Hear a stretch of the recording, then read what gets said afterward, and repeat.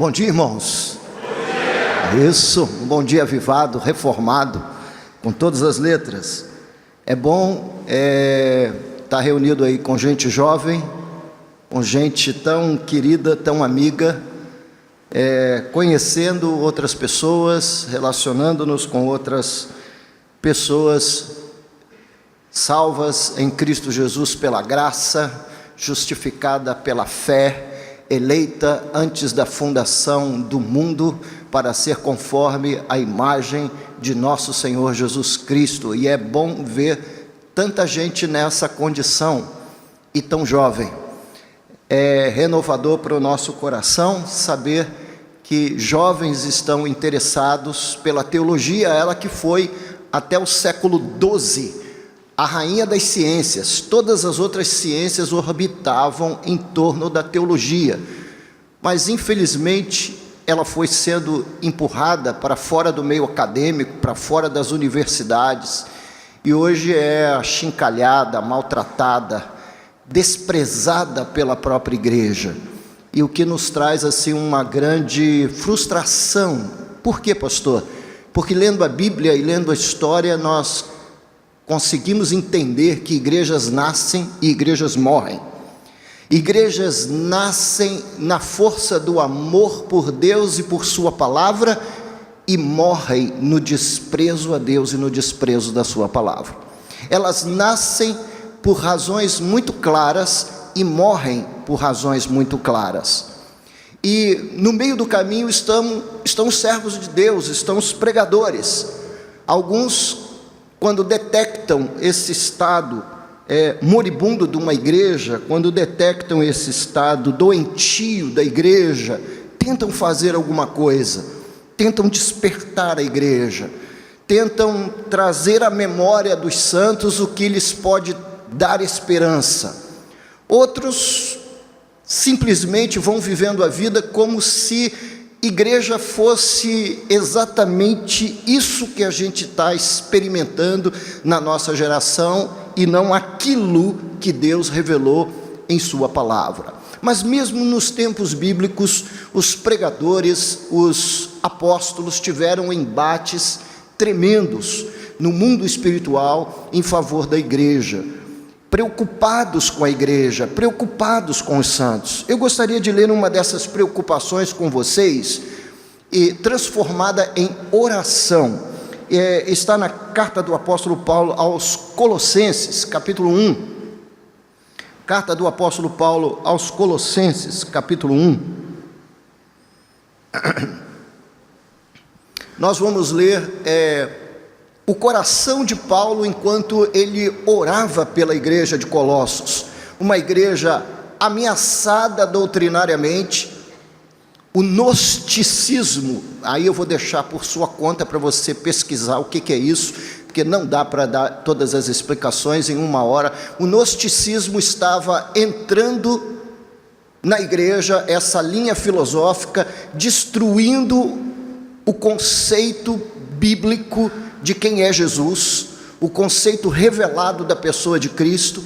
E Paulo estava muito preocupado por causa dessa filosofia que estava bagunçando a cabeça do povo do seu tempo, como nós hoje também temos outras filosofias bagunçando a cabeça dos jovens. Há uma porção de vozes na mídia, há uma porção de vozes na internet, quem eu ouço, quem não ouço, esse prega isso, aquele prega aquilo. Pastor, essa é uma preocupação legítima, essa preocupação que você tem pela igreja, para que ela continue na sua caminhada reformada, para que ela continue numa caminhada avivalística, com certeza é uma preocupação. E eu tenho ao meu lado nada mais, nada menos do que o apóstolo Paulo, e ele escreve assim, a partir do verso 3, eu gostaria que você tomasse consciência, tentasse entender o coração desse pastor, desse apóstolo, desse servo de Deus, desse homem chamado pelo Senhor, desse escravo de Cristo,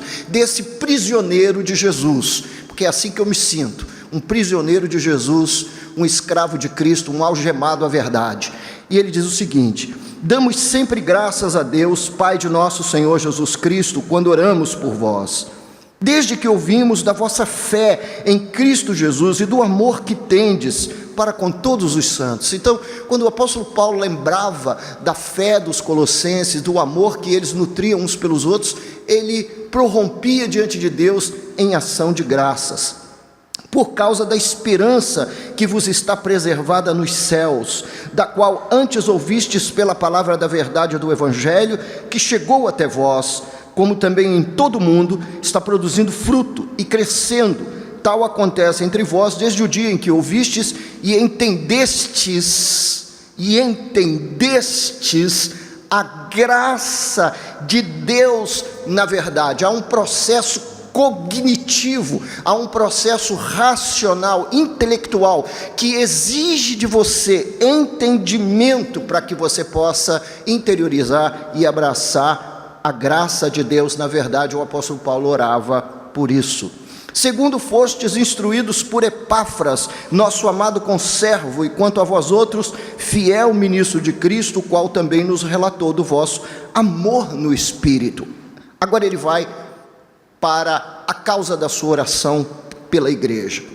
Por esta razão, também nós, desde o dia em que o ouvimos, ouviram quem? Ouviram a Epáfras, o relatório que Epáfras trouxe de Colossos. Não cessamos de orar por vós. Olha só, ele ouviu o relatório, Epáfras bateu um papo com ele, dizendo: a igreja está em perigo, há muitas filosofias, a fé dos irmãos está sendo abalada, esses irmãos receberam a Cristo com tanta alegria, eles abraçaram a fé com tanta alegria, eles estão entendendo a graça segundo a verdade, mas tem uma coisa, está atravessando uma porção de falsos profetas pelo caminho deles, e eles precisam de ajuda, Paulo. Aí Paulo, quando ouve isso, começa a orar por eles, não cessando de orar por vós e de pedir. Aí vem os pedidos. Quando a igreja está vivendo um momento desse, o que a gente pede? Aí vem o apóstolo Paulo e pediu: Senhor, que eles transbordem de pleno conhecimento da sua vontade. Essa é minha oração por vocês nessa noite, ou melhor, nessa manhã. Senhor, que esse grupo de jovens possa, de todo o coração eu te peço, Senhor, transbordar do pleno conhecimento da vontade de Deus. Você crê que Deus é capaz de nos visitar com o seu pleno conhecimento? Quantos creem nisso? Diga um amém bem alto, bem forte, um amém avivado aí, irmãos. Você crê nisso? Amém. Eu também creio. Paulo também pedia para que não somente eles fossem cheios do conhecimento da vontade do Pai, mas também fossem tomados por esse entendimento com toda a sabedoria e entendimento espiritual, porque as coisas de Deus precisam ser vividas com sabedoria e entendimento espiritual, a fim de viverdes de modo digno do Senhor, para o seu inteiro agrado, frutificando em toda boa obra e crescendo no pleno conhecimento de Deus. Wesley é um retrato perfeito disso aqui: viver de modo digno do Senhor, para o inteiro agrado do Senhor e frutificando em toda boa obra, crescendo no pleno conhecimento de Deus. Ele é o retrato dessa oração de Paulo. Por isso, nessa manhã, a gente escolheu também John Wesley para compartilhar com vocês um pouco da sua vida, um pouco da sua trajetória de vida, um pouco do seu trabalho. Nós não vamos entrar na teologia de Wesley, porque isso exigiria não somente uma hora, mas exigiria aqui algumas horas para a gente mergulhar no seu entendimento sobre salvação, justificação, regeneração, enfim, toda a obra salvífica e toda a obra da graça de Deus sobre a vida do pecador. Então nós não vamos tocar na teologia dele, nós vamos apenas passear um pouquinho pela vida de John Wesley, e eu vou pedir que você, por exemplo, siga mais ou menos o nosso roteiro. Nós vamos dar alguns detalhes da sua vida, quem foi ele, onde nasceu, a mãe, o pai, o que cada um deles contribuiu para a vida de Wesley. Vamos falar sobre um movimento chamado Clube Santo, que foi um movimento criado dentro de uma universidade. Os irmãos sabem que o ambiente universitário é hostil à fé. E ele não é hostil à fé apenas hoje. Nós temos que entender que os dias de Wesley, meus irmãos, eram dias do nascimento do iluminismo, da razão, dos confrontos filosóficos, dos detalhes filosóficos, e nasce o Clube Santo dentro de uma das maiores universidades inglesas, que é Oxford. É um clube, é mais ou menos assim um diretório acadêmico. Quem já passou pela faculdade aqui, levanta a mão. Quem já foi universitário, passou pelos círculos universitários, sabe o que é um diretório acadêmico, não é? É aquele lugar onde os alunos se reúnem, conversam, bate-papo, etc., matam aula, né? Cabulam as aulas, enfim. Diretório acadêmico hoje, dentro do nosso contexto universitário brasileiro, é um negócio assim meio bagunçado, mas só que a gente tende a imaginar que no século XVIII isso era diferente. Não, os irmãos já devem ter visto aí alguns filmes americanos que retratam a vida universitária americana. Negócio pesado, complicado, não é? Muito complicado. Então, o que aconteceu lá na Universidade de Oxford? Aconteceu que os caras fundaram um clube de santidade. No meio de toda aquela bagunça universitária, eles queriam ser santos, eles queriam andar em santidade com Deus. Vamos falar um pouquinho da sua experiência missionária, porque Wesley também foi um missionário inglês dos Estados Unidos, na colônia da Geórgia. Ele chegou lá, apaixonou-se lá. Não casou-se, mas apaixonou-se, quase casou. Ficou a um ponto, a um trisquinho de casar com uma moça de boa condição, inclusive da colônia da Geórgia, mas não casou lá. Ele não foi lá que ele se amarrou. Ele conheceu e teve a influência de um movimento missionário maravilhoso chamado os Morávios. Os irmãos conhecem os Morávios? Já ouviram falar dos Morávios? Quem já ouviu falar? Já ouviu falar de um cara chamado, um conde chamado Zinzendorf? Quem já ouviu falar no Zinzendorf? É desse movimento que nasceu aquilo que a gente chama das missões, dos movimentos de missão mundial, de missão, que hoje toma conta do coração de muitos irmãos nossos, que incendiou o coração de muitas pessoas que vieram a fundar, por exemplo, organizações missionárias. E esses irmãos são o máximo, meus irmãos. Estudar os Morávios é um negócio assim, extraordinário, é o máximo. Então, ao invés de você ficar estudando aí, lendo os livros do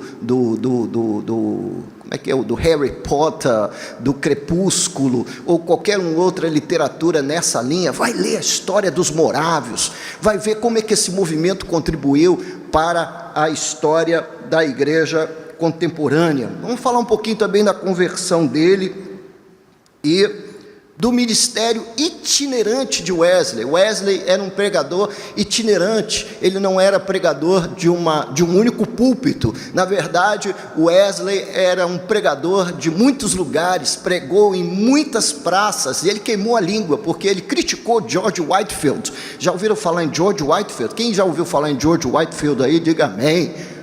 Vamos lá, irmão. Quem já ouviu falar em George Whitefield, diga amém. Isso. Então, ele chegou a criticar os cultos ao ar livre que George Whitefield dirigia, e ele queimou a língua. Por quê? Porque depois ele também se transformou num pregador ao ar livre, ele também se transformou num pregador itinerante. Portanto, cuidado com aquilo que você fala dos homens de Deus, você pode se transformar num deles. Tá legal? Porque o pastor é assim, o pastor é assado, e Deus na próxima curva pode chamá-lo para o ministério, né? Então, cuidado.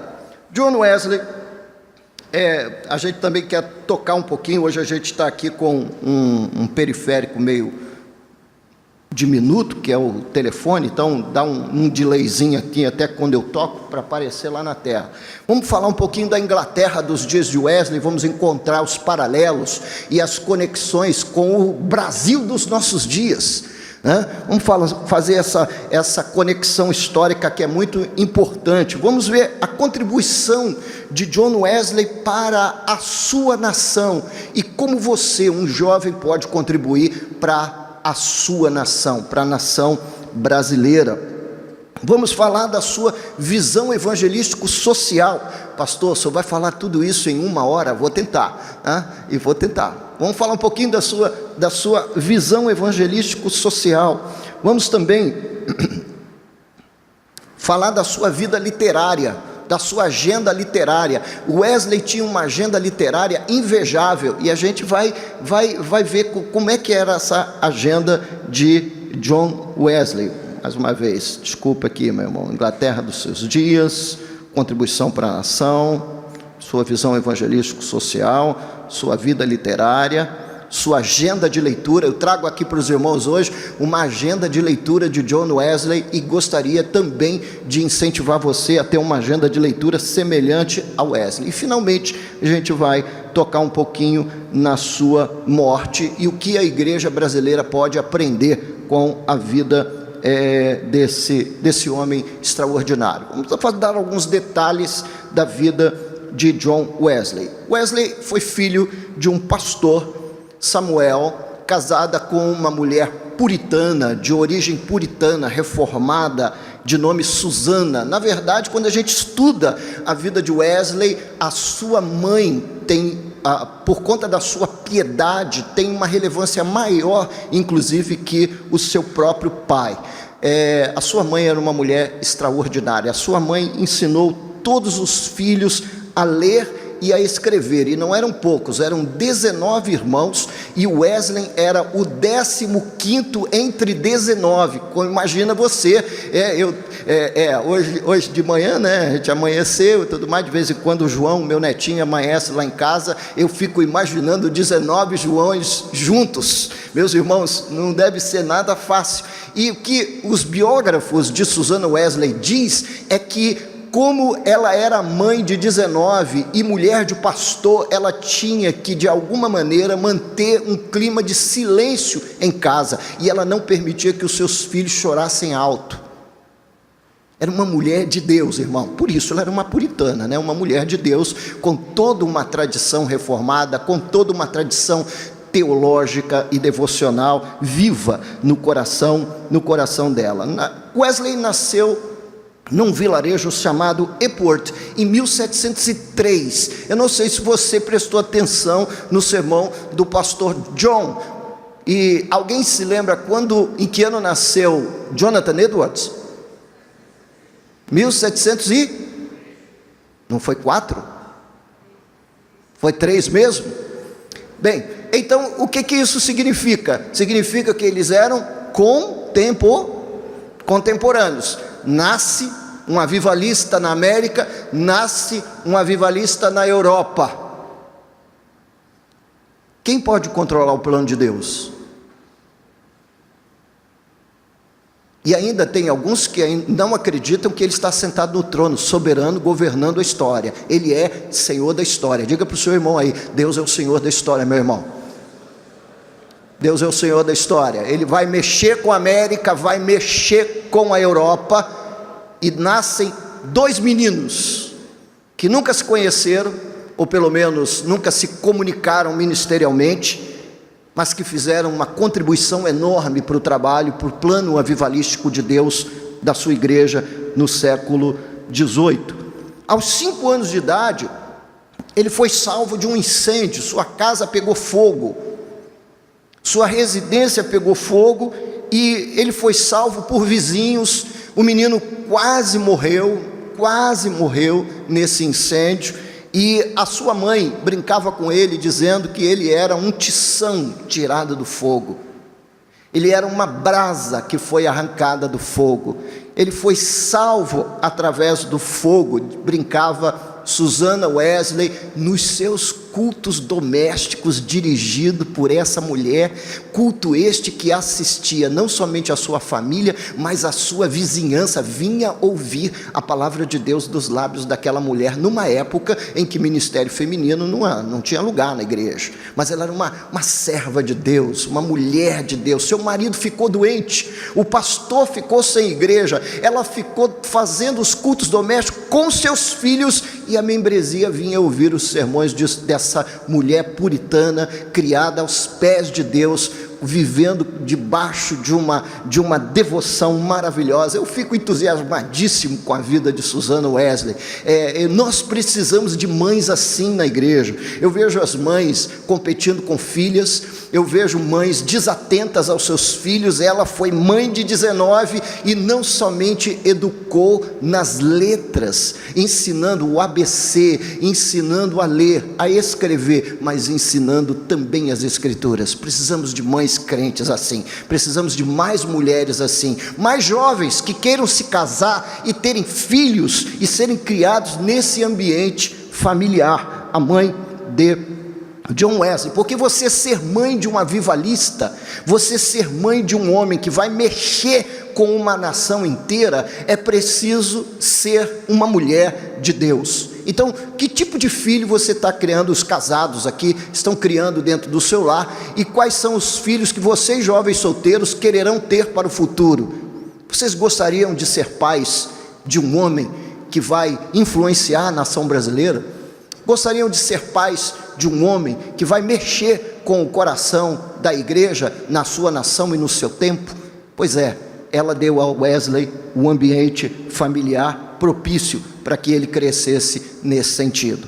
Falando um pouquinho do Clube Santo, fundado agora pelo irmão de John Wesley, Charles Wesley, em Oxford, num ambiente universitário, num ambiente hostil à fé. E aí, de repente, ele funda um clube, e as bases do clube são muito simples. Era um pequeno grupo de estudantes que reunia-se com o fim de orar, estudar a Bíblia e realizar alguns serviços cristãos em favor dos pobres e dos encarcerados. Eles visitavam as prisões, levavam comida, levavam a palavra de Deus e tentavam exortar-se mutuamente a viver uma vida santa, uma vida separada, uma vida consagrada, como a vida de Wesley é relevante para os dias de hoje. Por quê, pastor? Porque santidade também é uma mensagem meio silenciada na igreja hoje. Pouca gente fala, pouca gente sente estímulo para uma vida santa, para uma vida consagrada, para uma vida separada.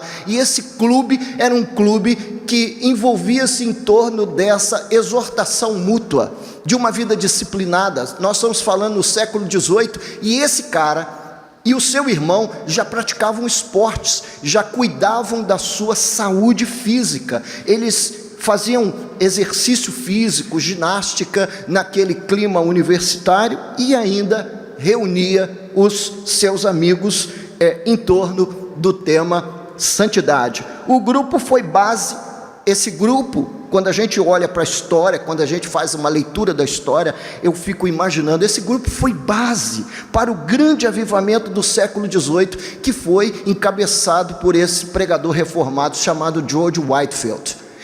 Esse grupo preparou. Então hoje, quando você vai falar de santidade, seja nas redes sociais, seja na igreja, normalmente você é taxado, você recebe o rótulo de legalista. Lá vai os caras falar de vida separada, falar de vida sem pecado, falar de vida consagrada a Deus. Isso é um legalista, isso é um fariseu, esse é o discurso. Mas quando você olha para a história, e é tão bom olhar para o século XVIII do ponto de vista do século XXI. Por quê, pastor? Porque você consegue ligar todos os pontinhos da história, e você vê o que influenciou o que e quem influenciou a quem.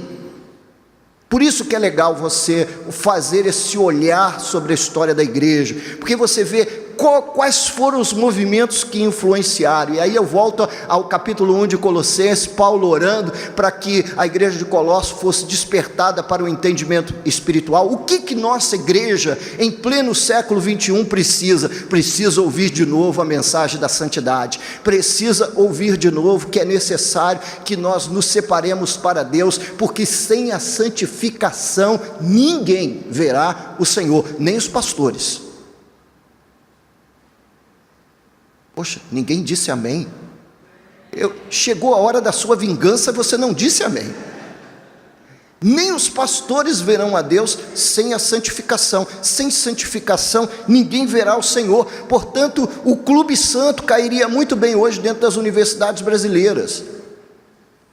Há bem pouco tempo atrás nós tivemos um motim na USP, lá em São Paulo. Houve um motim dos alunos da USP, tomaram a reitoria da universidade, ficaram lá acampados não sei quanto tempo, todos filhos de classe média, todos rapazes que fomentam o tráfico de drogas, drogados, que usam droga, que fazem uso livre da droga, e estiveram lá ocupando a reitoria da universidade. Meu Deus, eu fiquei, às vezes, quando eu olho assim para o quadro universitário brasileiro, eu fico pensando, onde estão os crentes? Onde estão os santos de Deus? Onde estão os jovens cheios do Espírito de Deus para fundar um clube de santidade e ser vítima do escárnio dos seus amigos, da zombaria de seus amigos? Onde estão os corajosos santos de Deus que vão de fato levantar a bandeira da santidade nos nossos dias? As universidades estão entregues, meus irmãos, ao pecado, à violência, à desesperança, ao pensamento ateísta. E tudo por quê? Porque não existe uma contrapartida. Onde estão os jovens crentes que vão tomar as universidades brasileiras para Cristo? Apenas uma reflexão pessoal. A experiência missionária de Wesley foi uma experiência muito significativa. Enquanto o Clube Santo era organizado por Charles, seu irmão, e ele ajudou no início a formação do Clube Santo, Wesley estava sendo ordenado como ministro da Igreja da Inglaterra e enviado como missionário para a colônia da Geórgia em 1736 como um capelão da Igreja da Inglaterra. Ele chega lá com o desejo de anunciar o Evangelho para os índios, para os selvagens, mas chega lá e encontra uma série de dificuldades, complicações, situações terríveis acontecem na vida de Wesley. Seu desejo era pregar para os índios, o que nunca aconteceu, mas no meio do caminho aconteceu, meus irmãos, um grande mover do Espírito na vida do Wesley. Enquanto ele fazia aquela viagem naquelas embarcações toscas do século XVIII, sem esses instrumentos de navegação dos nossos dias, ele entrou em contato com os morávios, um grupo de cristãos que reunia-se toda noite para estudar a Bíblia e cantar hinos de louvor a Deus. Ele ficou observando durante a viagem o comportamento dos morávios no navio, e era um povo ordeiro, um povo humilde, um povo cheio de Deus, cheio da graça de Deus. E no meio do caminho aconteceu uma grande tempestade, uma tempestade horrível tomou aquela embarcação, e Wesley tremeu de medo, temendo pela sua vida, com medo da morte, enquanto os morávios cantavam, louvavam e exaltavam a Deus, com um espírito de tranquilidade, um espírito de paz, um espírito, meus irmãos, maravilhoso. Ele referiu-se aos morávios no seu diário como pessoas que deixaram tudo pelo mestre e que têm realmente aprendido dele, sendo mansos e humildes, mortos para o mundo, cheios de fé e do Espírito Santo. Foi essa a descrição que Wesley fez dos morávios. Wesley viu humildade, viu santidade, viu a presença do Espírito Santo nesse grupo. Eles faziam, aparentemente com alegria, tarefas tidas como as mais humildes, dizendo que fazia bem aos seus corações altivos. Então, dentro de uma embarcação daquela, limpar o convés do navio, escovar o convés do navio, limpar, enfim, toda aquela sujeira acumulada ao longo de meses de uma viagem longuíssima pelo mar. Então, esse grupo fazia todas essas tarefas sem reclamar, exatamente assim como os jovens dos nossos dias, quando os pais pedem para arrumar cama, para manter o quarto em ordem. Não é assim, irmãos? Vocês fazem sem reclamar. Vocês são crentes, afinal, vocês são os morávios dos nossos dias. Então, vocês usam isso como exercício de humildade para aplacar a sua altivez. Não é isso, irmão? Pergunta aí se não é isso aí do seu lado. Não é isso, irmão? Não é assim que acontece lá na sua casa, irmão? Se você está aqui acompanhado do seu filho, né? Não é isso que acontece lá em casa, filho. Papai pede para você colocar o lixo para fora, fazer todo esse trabalho, e você então faz tudo isso com uma alegria de coração para aplacar a altivez do pecado que se levanta no seu íntimo, não é isso? Amém, irmãos? Porque afinal, todo esse pessoal que está aqui é crente e vai morar no céu, amém, amados? Olha, então, se vocês são crentes, vão morar no céu, glória a Deus. Nessa tal tempestade que eu toquei há pouco, os moráveis não paravam de cantar e cultuar ao Senhor. E no dia seguinte, Wesley perguntou ao seu líder se eles não sentiam medo. E qual foi a resposta do seu líder? Ele disse que não poderia ter medo de se encontrar com o autor e consumador da sua fé. Você tem medo de que um dia você vai se encontrar com Deus? Deveria ter, se você não tem no seu coração um sentimento, um apego ao sagrado. Por quê, pastor? Porque a Bíblia Sagrada diz que sem a santificação ninguém verá o Senhor. Falar de Wesley deixando a mensagem da santificação de lado é um sacrilégio. Não vou fazer uma coisa dessa. Mas esse cara, embora ministro da Inglaterra, embora impactado pela vida dos moráveis, ainda não havia se convertido. É possível, pastor? É óbvio que sim.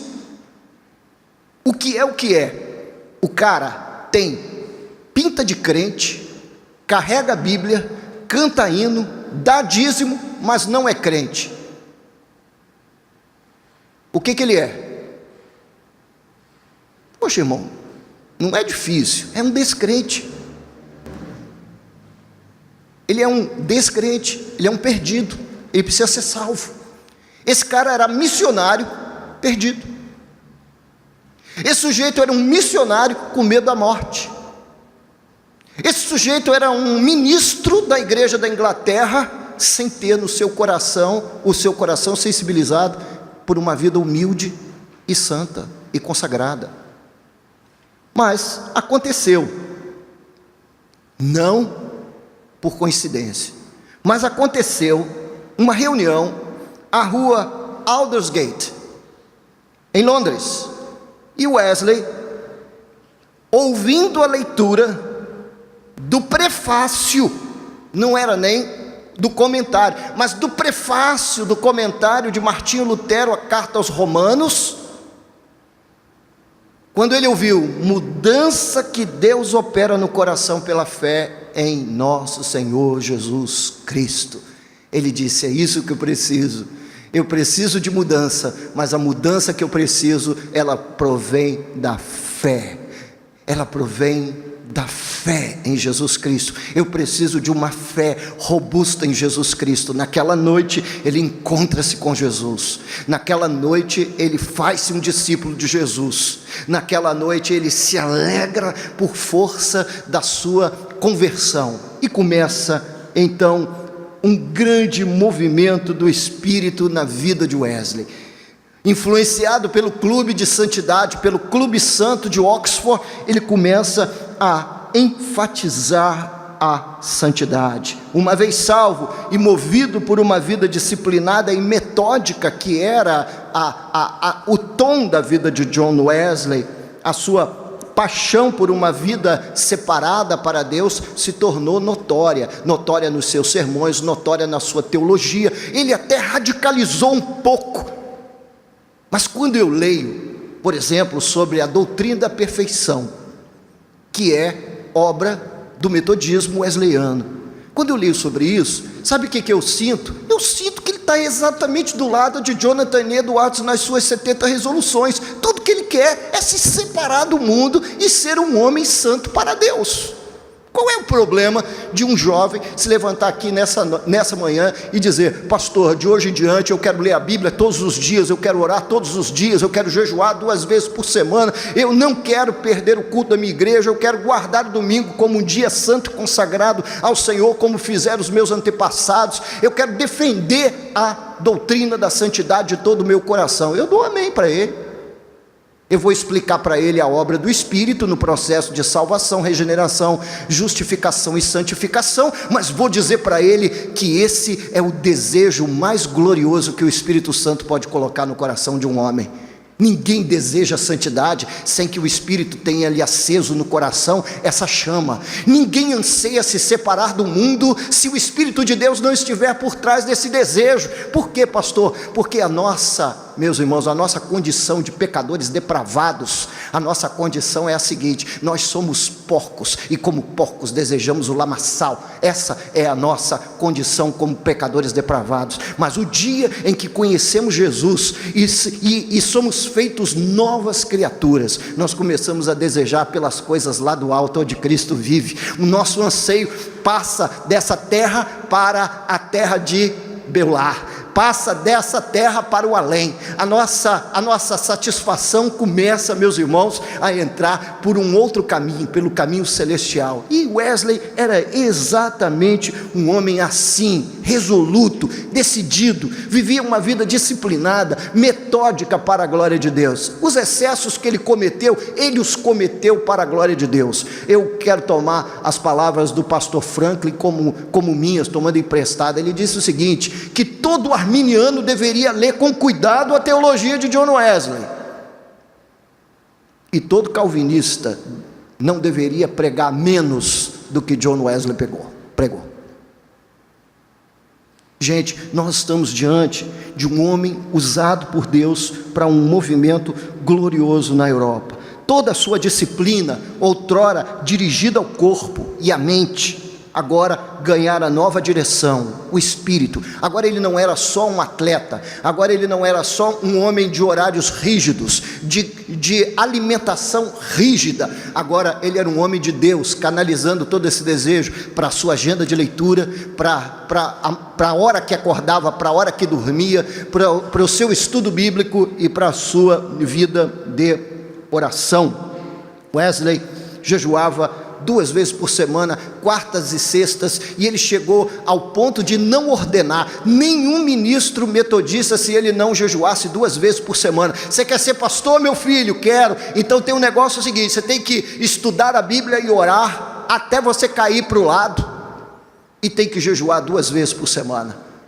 Pastor, naquela época, minha gente, era um modelo de inspiração. Pastor não era um cara bem sucedido, pastor não era um cara, meus irmãos, que vendia a ideia do sucesso. Pastor era o cara que vendia, meus irmãos, a ideia de um comportamento devoto, consagrado, completamente dedicado a Deus e a Cristo. A Inglaterra dos dias de Wesley era a Inglaterra da Revolução Industrial. Os irmãos, os meninos aí que fizeram o Enem agora, nessa última semana, devem ter estudado esse tempo na história do mundo. Os irmãos lembram da Revolução Industrial? Quantos se lembram da Revolução Industrial? Digam amém. Lembram dessa aula de história lá no curso médio que você está fazendo, se preparando para entrar na faculdade? Pois é, a Inglaterra de Wesley, ela estava migrando da condição de uma nação agrícola e de manufaturas para uma nação industrial. E obviamente que essas migrações, meus irmãos, quando a gente migra de uma condição de vida econômica para outra, muitos miseráveis são deixados para trás. A Inglaterra de Wesley era uma Inglaterra de trabalho infantil e de gente doente em virtude da exploração do combustível fóssil que alimentava a indústria inglesa naquela época, que era o carvão.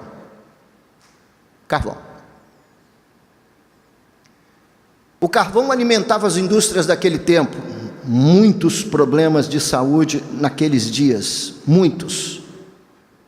Londres era uma cidade de miseráveis. Por quê? Porque a maior parte dos ingleses ou eram artesãos, ou eram agricultores, ou criadores de pequenos rebanhos.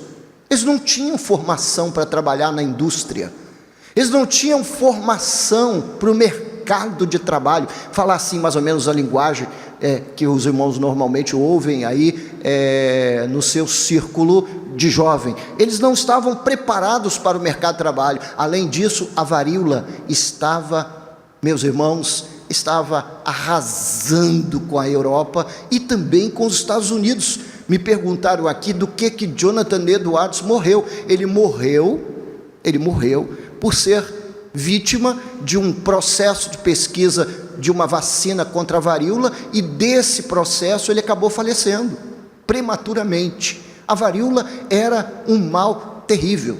Portanto, Londres era uma cidade de pessoas com doenças respiratórias em virtude das minas de carvão, porque se você não tem qualificação para trabalhar na indústria, se você não tem qualificação para produzir industrialmente, para onde você vai?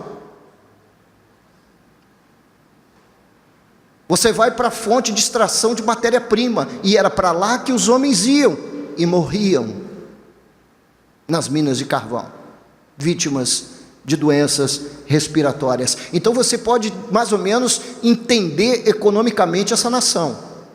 Era uma nação de agricultores, era uma nação de pequenos criadores, era uma nação de artesãos que de repente foi roubada da sua condição e do seu trabalho. Não havia trabalho. Eles migraram para a grande cidade e viviam como miseráveis na grande cidade. Qualquer semelhança com o Brasil não é mera coincidência. Não é mera coincidência.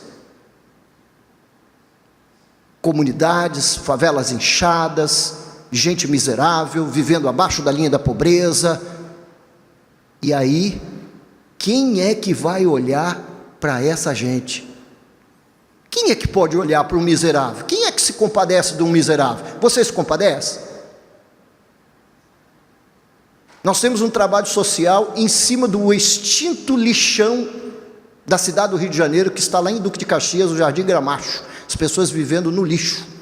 Outro dia, a assistente social disse para nós o seguinte: pastor, teve uma família aqui que a mãe não tinha dinheiro para leite e colocou o seu bebê para mamar na porca.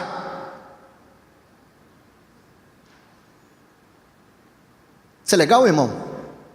Mas por que os miseráveis são esquecidos por nós, pela igreja? Porque nos falta o zelo avivalístico. O que faz Wesley como ainda pregador da igreja da Inglaterra? Wesley começa a ver aquele monte de miserável, carente, pega os pobres e traz para a igreja, porque afinal, o que Jesus disse?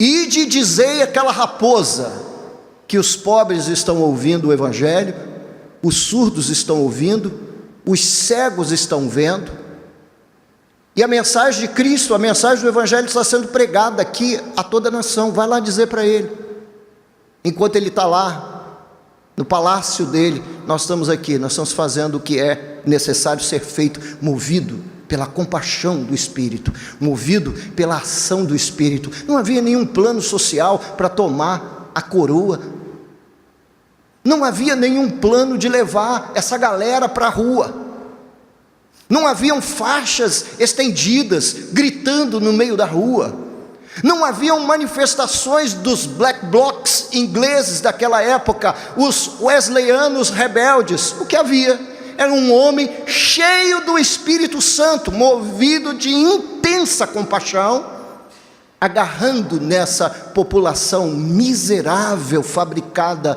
pela recente Revolução Industrial e levando eles para a igreja. Só quando ele levou o pessoal para a igreja, agora você imagina, a gente está aqui, né? Hoje todo mundo aqui jogou um perfume legal em cima, passou aquele desodorante Axe, não é? Porque viu a propaganda, e Axe é não sei o que, aí outros colocaram Rexona, outros passaram um perfume importado, fizeram como eu, fizeram uma barba, bonito, elegante, maravilhoso, porque eu já tenho contra mim a calvície. Se eu não fizer, se eu não me tratar, o negócio vai ficar ruim para o meu lado.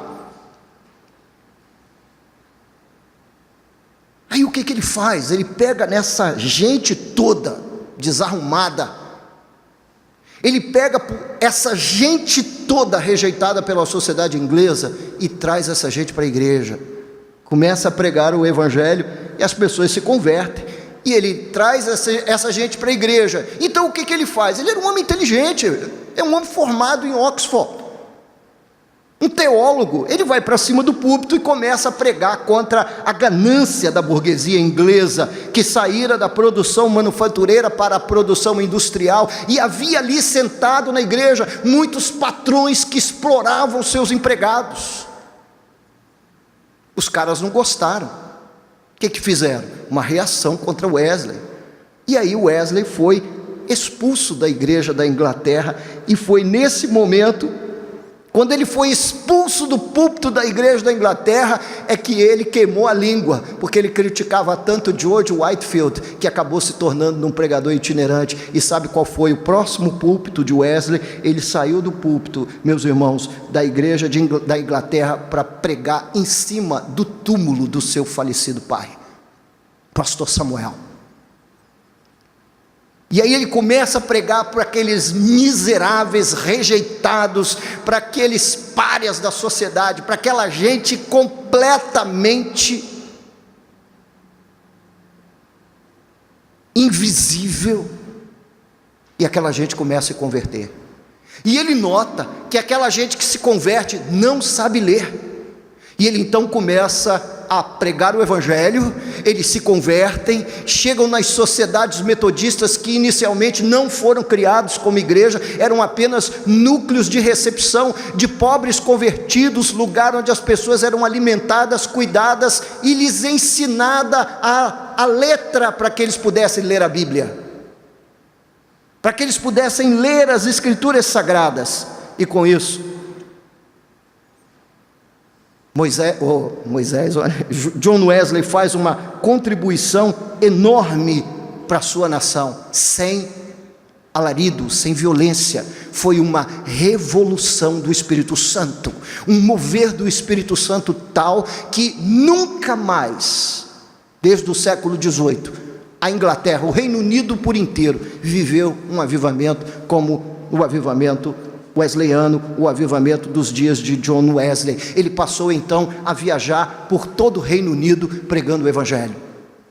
Longas caminhadas, longas jornadas, longas viagens em cima da sua montaria, em cima do seu cavalo. Algumas vezes ele teve fraturas, ossos quebrados por causa das quedas do seu cavalo, porque ele lia em cima do cavalo. Meu irmão, ler em cima do cavalo é pior que ler dentro do ônibus, ou dentro do trem, ou de qualquer outro transporte. Ele era um leitor compulsivo, ele era um viciado em leitura, e ele lia em cima do seu cavalo, enquanto fazia longas viagens para pregar o evangelho por todas aquelas regiões da Inglaterra, levando a mensagem de Cristo. Ele visitava as minas de carvão, e enquanto pregava a palavra de Deus, diz o seu biógrafo, não foi só algumas pessoas ensaiaram escrever a biografia de Wesley, viam naqueles rostos enegrecidos pelo pó do carvão, aquelas marquinhas brancas no rosto, das lágrimas que corriam da sua audiência ao ouvir a mensagem do evangelho. Conta-se que Wesley escreveu mais de 40.000 sermões e pregou mais de 40.000 sermões, algumas vezes 5, 6 vezes por dia. 5, 6 vezes por dia, pregando a palavra de Deus. Você não pode imaginar o quanto isso é exaustivo, o quanto isso é cansativo. Evangelizou nas minas, fundou casas de suporte social, educacional e espiritual. Foi um homem realmente expressivo e livrou seu país de um derramamento de sangue, pois uma classe operária oprimida poderia promover uma guerra civil no Reino Unido. Enquanto John Wesley liderava um avivamento na Inglaterra, na vizinha França, estava acontecendo o maior derramamento de sangue que se tem conta na história daquele país. A Revolução Francesa, com os seus ideais de igualdade, fraternidade, estava acontecendo, meus irmãos, um verdadeiro derramar de sangue. Veja como Deus usa um homem simples, de 60 quilos e 1,60 m. Portanto, Wesley era um baixinho folgado, era um baixinho magrinho que liderou um movimento de avivamento que não somente salvou a Inglaterra de um derramamento de sangue, mas se hoje existe uma rainha, existe a rainha Elizabeth, existe o príncipe Charles e existe toda a realeza inglesa, foi porque Deus usou esse homem para liderar um avivamento na Inglaterra e evitar uma guerra civil. Um homem realmente de expressões maravilhosas. A revolução de Wesley foi a revolução da fé e do serviço cristão. Vocês muitas vezes podem me perguntar: o que fazer, pastor? Vocês não estão amarrados, algemados? Ide, fazer as obras de Deus. O Espírito Santo lhes capacita a ir.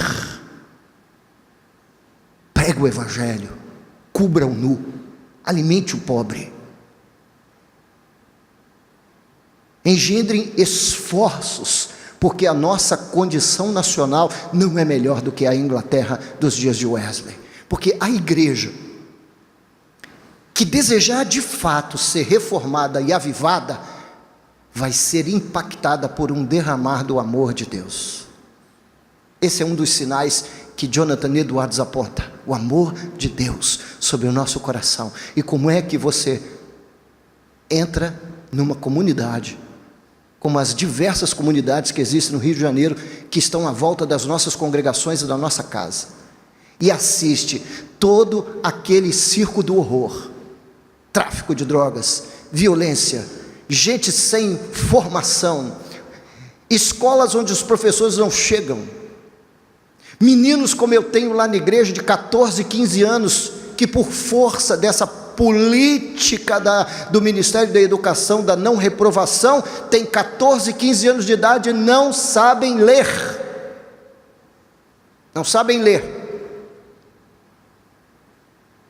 e aí a nossa fé depende de um livro. Nós precisamos de um glorioso movimento de avivamento que venha tomar a igreja, que venha sacudir os nossos corações de toda e qualquer insensibilidade, para fazermos algo em nome de Deus, na força do Espírito e não na força da violência, mas na força do Espírito, na força do poder do Espírito Santo. Enquanto Wesley ainda pregava e matava a fome dos mais pobres de pão e letra na vizinha França, explodia a revolução com seus ideais de liberdade, igualdade e fraternidade, fazendo correr um rio de sangue. Ironicamente, a monarquia inglesa sustentou-se sob a pregação de um ministro indesejado pela igreja da Inglaterra. Não é uma coisa irônica? Como é que, quando eu olho para a história, eu fico dizendo, eu às vezes assim, Deus às vezes dá mas passa a perna nos soberanos de toda a terra, né? Deus ri, como diz lá no Salmo 2. No Salmo 2 diz que Deus morre de rir desses soberanos tolos, morre de rir da Dilma, morre de rir do Lula, morre de rir do Fernando Henrique Cardoso, morre de rir do Vladimir Putin, morre de rir dessa gente. E morre de rir por quê, pastor? Porque eles não têm a mínima ideia de para onde a história está correndo. Nós temos. A história está correndo para um grande finale. A história está correndo para um momento que culminará com a volta de Jesus e o estabelecimento eterno do seu reino, quando nós viveremos com Ele eternamente, em gozo eterno. E eu não vejo a hora do cronômetro chegar aos 45 minutos do segundo tempo. E até que esse jogo acabe, eu quero ser Messi. Se eu puder ser Messi, eu não vou ser Hulk.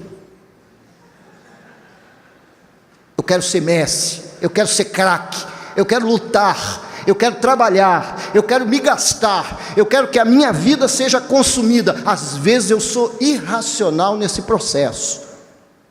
Às vezes eu violento meu corpo, minha saúde, meus filhos chamam atenção, minha mulher, todo mundo diz: papai, vai mais devagar. Eu digo: eu não tenho tempo para andar devagar, eu não sei quantos anos eu vou viver, eu não sou senhor da história, não sou senhor dos meus dias, eu posso não acordar amanhã, eu não posso ir devagar, eu tenho que ir mais rápido, cada vez mais rápido.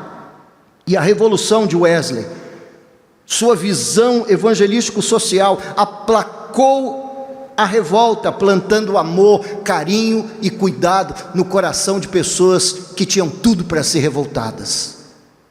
Mas não, ganharam amor, crentes se converteram, pessoas abraçaram a fé, abraçaram a vida santa, abraçaram o caminho de justiça e santidade, e a coroa de vossa majestade continuou sobre a sua cabeça, porque esse homenzinho de 60 quilos e 1,66 m pregava a graça salvadora de Cristo entre mineiros e alimentava os famintos nas ruas, dando-lhes também abrigo.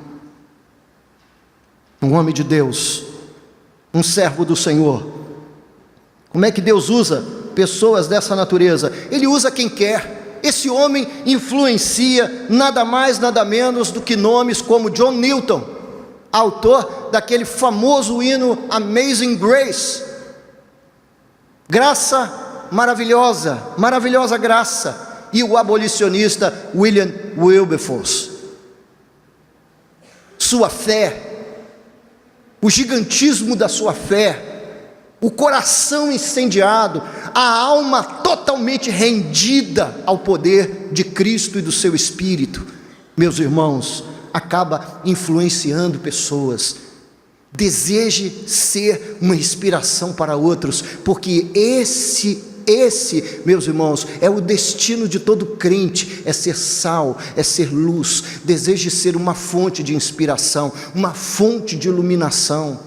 Deseje inspirar vidas, mais do que você estar no meio de grandes projetos. Deseje ser uma inspiração, porque você não sabe o que Deus pode fazer com um homem de 1,66 m e 60 quilos. Você não sabe o que Deus é capaz de fazer com um careca. Você não sabe o que Deus é capaz de fazer com um homem de origem humilde. Você não sabe o que é capaz de fazer, o que Deus é capaz de fazer com um homem desprezado. Você não sabe o que Deus é capaz de fazer. Oh, glorioso Deus, esse nosso. Eu folgo na presença dEle, glorifico o seu nome, exalto o seu nome, engrandeço o seu nome. Gente, o que Deus é capaz de fazer. Você está sentado aqui nessa manhã e você não sabe o que Deus é capaz de fazer. Ah, pastor, porque eu passei para aquela faculdade que eu não queria, não era a minha primeira opção, era a minha segunda, terceira opção. Você não sabe o que Deus quer fazer com você lá. Sabe o que eu digo para o meu filho? Eu digo para ele: filho, crente não tem profissão, crente tem promissão. Você é missionário de Deus no lugar onde você trabalha. Você é missionário de Deus para as terras que você viaja, para a trabalho da sua empresa. Leve o Evangelho, não se envergonhe dele, viva o Evangelho. Se deixe consumir pela chama do Espírito de Deus. Seja um homem de Deus, seja um servo do Senhor, seja um filho do Altíssimo. Wilberforce, o abolicionista, foi poderosamente tocado por esse homem. Mas os homens de Deus não são homens de Deus por acaso. A vida literária desse homem era realmente extraordinária. Ele leu mais de 1.200 volumes. Se você fosse no ritmo de leitura seu, mais ou menos assim, meio livro por ano, você fosse mais ou menos assim, meio livro por ano, sabe quantos anos você leria 1.200 volumes? 600 anos. 600 anos. 1.200 volumes. Esse homem leu. Escreveu cerca de 230 obras. Dentre eles, uma gramática hebraica, uma grega e uma gramática inglesa, além de um dicionário e livros na área da teologia, medicina e farmacologia. Que coisa, pastor. Como é que esses caras conseguiam? Aí vem o que é legal no metodismo wesleyano, a vida metódica, a vida disciplinada. Quando você foca, quando você quer fazer, quando você tira de lado as coisas supérfluas que vão manchar sua santidade, sua caminhada de justiça rumo ao céu, e começa a ganhar tempo mergulhado nos escritos bíblicos, mergulhados na teologia, mergulhados na palavra de Deus. Wesley foi redator sozinho de um jornal de 56 páginas, sozinho.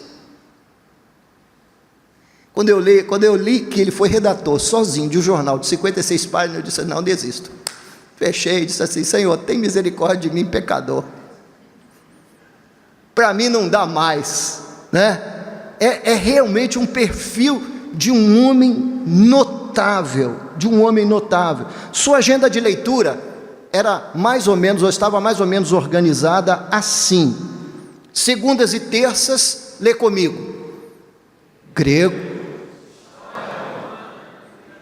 Ele não ia fazer vestibular, não, irmãos. Isso aqui era, sabe como é, né? Vida diária do sujeito. Segunda-feira ele acordava, levantava-se às 4 horas da manhã, as 3 primeiras horas do dia era dedicada somente à oração e à leitura bíblica. E agora o que nós temos a fazer hoje? Hoje é segunda-feira, hoje tem grego, história romana e literatura. Quarta-feira era o que, irmãos? Lógica e ética. A lógica é importante na construção dos argumentos teológicos? Uau! Todo seminário tinha que ter lógica. Lógica é fundamental. A lógica modela a cabeça, a lógica ajuda a construção de argumentos. Lógica e ética. Quinta-feira, o que queria fazer com o árabe? Vocês riem, né? Só que, não sei se vocês se lembram, mas os árabes invadiram a Península Ibérica pelo sul, e já tinha uma forte presença árabe em Portugal e na Espanha. O que esse homenzinho tinha na cabeça estudando árabe? Ele diz o seguinte, aí é teoria minha, coloque na minha conta os erros dessa teoria. Para mim, o que ele tinha na cabeça era o seguinte: quando eu terminar o meu trabalho aqui no Reino Unido, eu vou partir para a Península Ibérica e vou evangelizar árabes. Não havia outra razão para ele estudar árabe. Hebraico e árabe. Sextas-feiras. Vamos lá, gente. Sexta-feira, qual era a agenda do cara? Metafísica e filosofia natural. Nas sextas-feiras. No sábado ele descansava. Composição de oratória e poesia. Por quê? Porque a oratória dava a ele domínio da linguagem e a poesia. Gente, poesia é um negócio fantástico para mexer com a sua alma, para te encantar, para mexer lá dentro de você. Poesia. E domingo? Domingo era o quê? Divindade. De segunda a segunda, um homem, um leitor compulsivo. Essa era mais ou menos a agenda de leitura de John Wesley. Ele ainda encontrava tempo para estudar francês, matemática e conduzia experimentos em ótica, esse ramo da física. Ele ainda conduzia experimentos na área da ótica. Acordava todos os dias às 4 horas da manhã dormia entre as 21 e as 22 horas. As primeiras 3 horas do dia era lendo a Bíblia e orando.